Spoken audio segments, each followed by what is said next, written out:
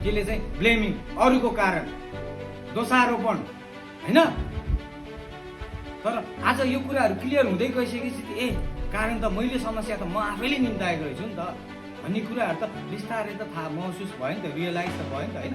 अनि त्यो रियलाइज भइसकेपछि किन होइन आज यो रेस्पोन्सिबिलिटीमा चाहिँ यो जिम्मेवार चाहिँ किन नलिने त, किन पछि हट्ने त, होइन र? यो समस्याको समाधान गर्नको लागि म जिम्मेवार हो भनेर किन पछि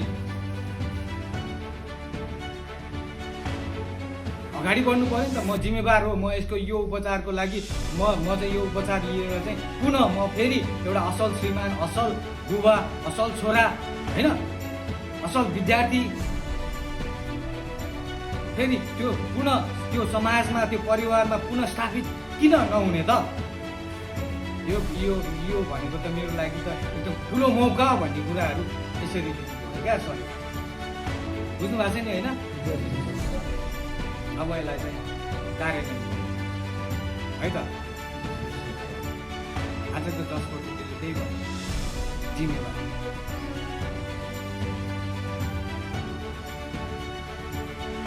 अब जसले यो जिम्मेवारी अन्तरात्मादेखि त्यसलाई मनन गरेर तपाईँले चाहिँ लिनुहुन्छ, जसले चाहिँ यो जिम्मेवारीमा तपाईँले चाहिँ हो मेरो उपचार मेरो जिम्मेवार हो, मैले नै बिगारेको, मैले नै निम्ताएको समस्या हो, मैले नै यसको समाधान गर्नुपर्छ भन्ने कुराहरू सोच्नुहुन्छ, इट वर्क्स।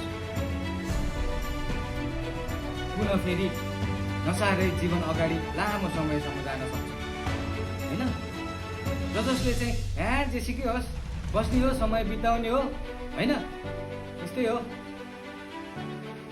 भनेर फल्नाले मलाई जबरजस्ती लिएर आइदियो, यस्तो कारणले गर्दाखेरि यो त्यो भनेर दुनियाँ लाछनाहरू लाग्न थाल्नुहुन्छ, आफ्नो जिम्मेवार सोच्नुहुन्न भने फेरि केही समय पश्चात पुनः फेरि थाहा छैन, होइन, रिल्याक्स अथवा चाहिँ फेरि अर्को उपचार, है, त्यो कुराहरू।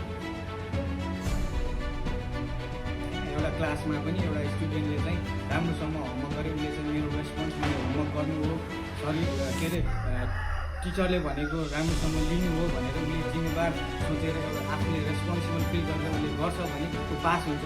जसले गर्दैन, जो इरेस्पोन्सिबल हुन्छ ऊ फेल हुन्छ, होइन? यहाँ पनि त्यही हो, होइन र सरहरू? हो नि।